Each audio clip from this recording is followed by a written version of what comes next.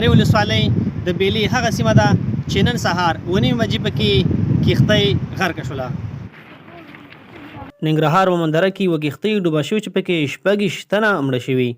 نن سهار 9 بجې د ننګرهار ولایت مومندرې ولسوالۍ د باسل بیلي په سیند کې یوه کښتۍ ډوبه شوې چې پکې د ښځو او ماشومانو په ګډون 26 تنه سواره وو.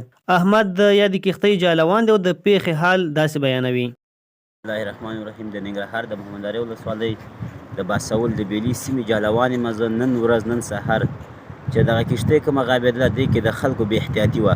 خلک ډېر شو، موږ ورته ویل چې خیر دی کم راوخیږئ ګوره سیند ډېر دی غرق کېږي. خلکو نه زموږ حاجل کار دی او موږ پورې وځو. دې مانا چې کله کښتۍ د دې عمله کښتۍ را روانه شوه، زما ورور د خپله ناست و ډریور یې هغه بس کښتۍ د خلکو د نفرو زیاتېدو لپاره د لاسه کښتۍ غیبه شوه او لاړه چپه شوله. کابو یو 26 نفر پکې وو، تقریبا د ماشومانو سره او د غټانو سره، څه زنانه پکې وي او څه سړي پکې وو.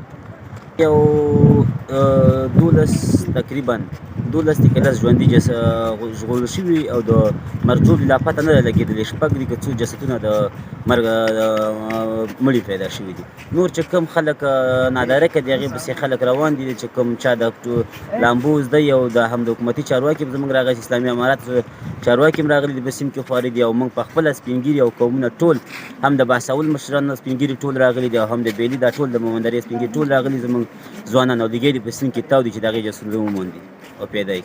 د یادو کسانو څخه 10 تنه ژوندي ژغورل شوي او 9 جسدونه مړه موندل شوي دي چې پکې د کلي ملایمان په شمول 2 سړي 2 زنانه او 15 ماشومان شامل دي. مالیار مومن، ننګرهار ولایت، مومندرې ولسوالۍ.